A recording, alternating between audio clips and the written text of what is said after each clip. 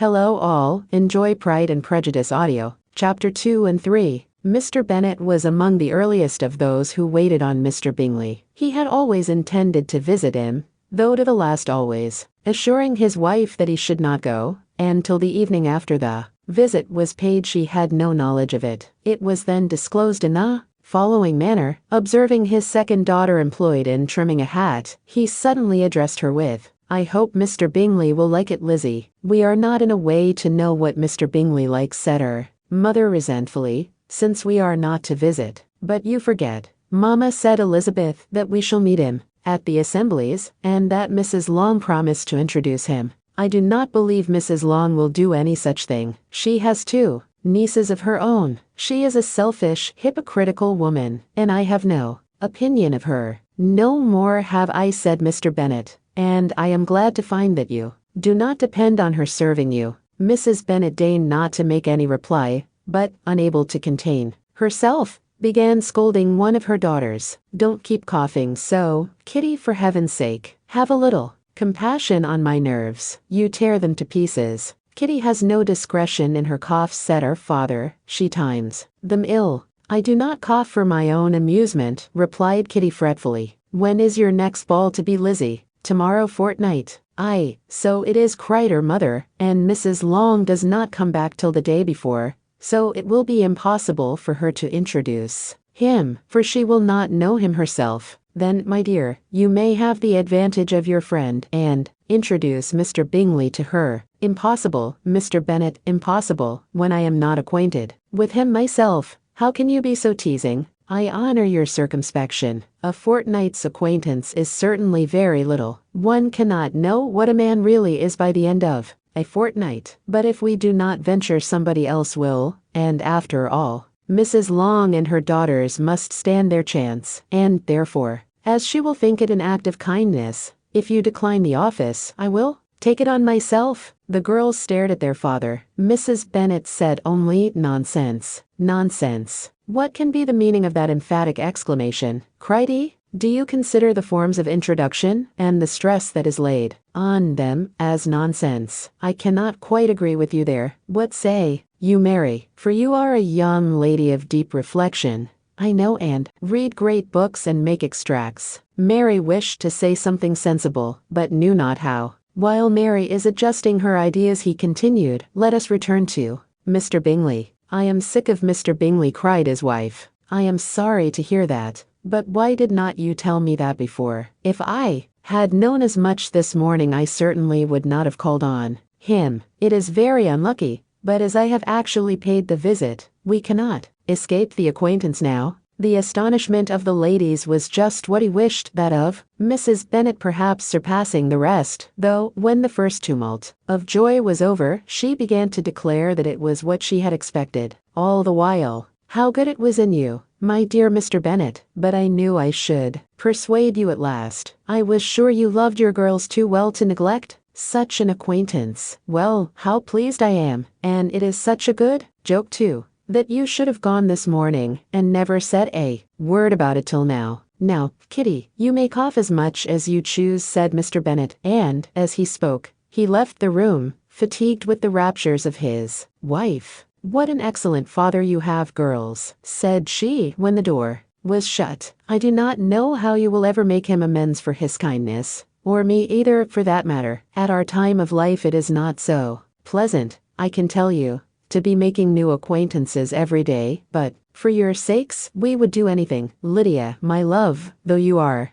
the youngest, I dare say Mr. Bingley will dance with you at the next ball." "Oh," said Lydia stoutly, "I am not afraid, for though I am the youngest, I'm the tallest." The rest of the evening was spent in conjecturing how soon he would return Mr. Bennet's visit, and determining when they should ask him to dinner. Not all that Mrs. Bennet, however, with the assistance of her 5 daughters, could ask on the subject, was sufficient to draw from her husband any satisfactory description of Mr. Bingley. They attacked him in various ways, with barefaced questions, ingenious suppositions, and distant surmises, but he eluded the skill of them all, and they were at last obliged to accept the second-hand intelligence of their neighbour Lady Lucas. Her report was highly favourable. Sir William had been delighted with him. He was quite young, wonderfully handsome, extremely agreeable, and, to crown the whole, he meant to be at the next assembly with a large party. Nothing could be more delightful. To be fond of dancing was a certain step towards falling in love, and very lively hopes of Mr. Bingley's heart were entertained.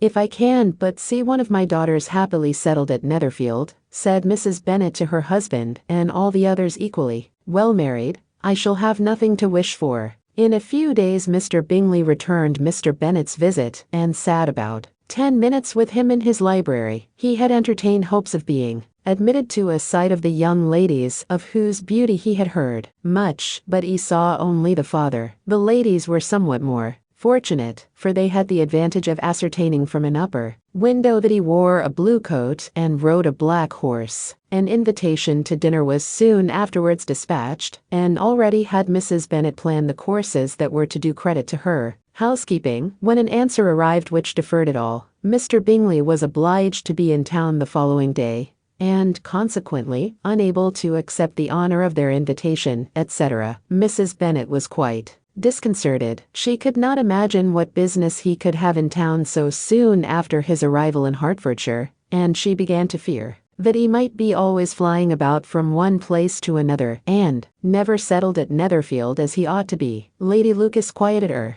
fears a little by starting the idea of his being gone to London only to get a large party for the ball, and a report soon followed that Mr. Bingley was to bring 12 ladies and 7 gentlemen with him to the assembly. The girls grieved over such a number of ladies, but were comforted the day before the ball by hearing that instead of 12 he brought only 6 with him from London, his 5 sisters and a cousin, and when the party entered the assembly room it consisted of only 5 altogether: Mr. Bingley, his 2 sisters, the husband of the eldest, and another young man. Mr. Bingley was good-looking and gentlemanlike. He had a pleasant countenance and easy, unaffected manners. His sisters were fine women with an air of decided fashion. His brother-in-law, Mr. Hurst, merely looked the gentleman, but his friend Mr. Darcy soon drew the attention of the room by his fine, tall person, handsome features, noble mien, and the report which was in general circulation within 5 minutes after his entrance of his having 10,000 a year. The gentleman pronounced him to be a fine figure of a man. The ladies declared he was much handsomer than Mr. Bingley, and he was looked at with great admiration for about half the evening, till his manners gave a disgust which turned the tide of his popularity, for he was discovered to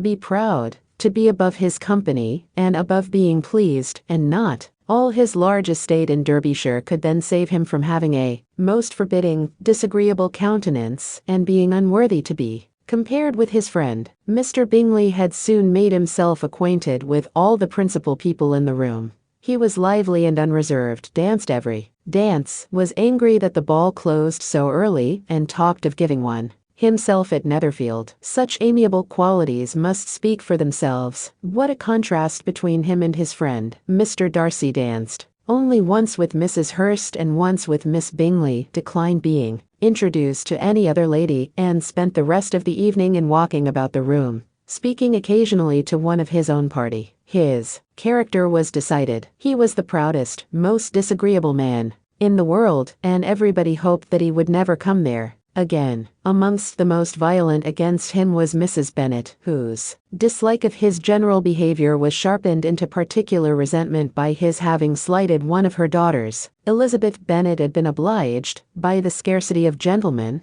to sit down for 2 dances, and during part of that time, Mr. Darcy had been standing near enough for her to hear a conversation between him and Mr. Bingley, who came from the dance for a few minutes to press his friend to join it. "Come, Darcy," said he, "I must have you dance. I hate to see you standing about by yourself in this stupid manner. You had much better dance." "I certainly shall not. You know how I detest it, unless I am particularly acquainted with my partner. At such an assembly as this it would be insupportable. Your sisters are engaged, and there is not another woman in the room whom it would not be a punishment to me to stand up with." "I would not be so fastidious as you are," cried Mr. Bingley, "for a kingdom. Upon my honor, I never met with so many pleasant girls in my life as I have this evening, and there are several of them, you see." uncommonly pretty. You are dancing with the only handsome girl in the room," said Mr. Darcy, looking at the eldest Miss Bennet.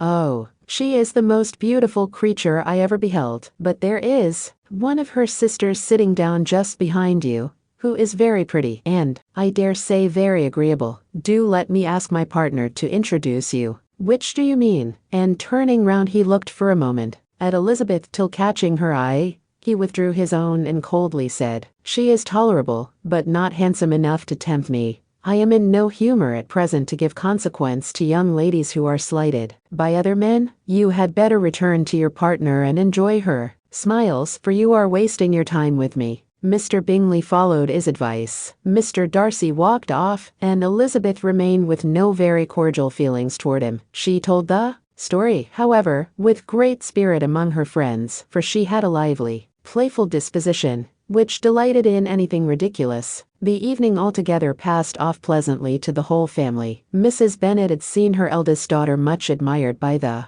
Netherfield party. Mr. Bingley had danced with her twice, and she had been distinguished by his sisters. Jane was as much gratified by this as her mother could be, though in a quieter way. Elizabeth felt Jane's pleasure. Mary had heard herself mentioned to Miss Bingley as the most accomplished girl in the neighborhood, and Catherine and Lydia had been fortunate enough never to be without partners, which was all that they had yet learned to care for at a ball. They returned, therefore, in good spirits to Longbourn, the village where they lived, and of which they were the principal inhabitants. They found Mr. Bennet still up with a book. He was regardless of time, and on the present occasion he had a good deal of curiosity as to the events of an evening which had raised such splendid expectations. He had rather hoped that his wife's views on the stranger would be disappointed, but he soon found out that he had a different story to hear. "Oh, my dear Mr. Bennet," as she entered the room, "we have had a most delightful evening, a most excellent ball. I wish you had been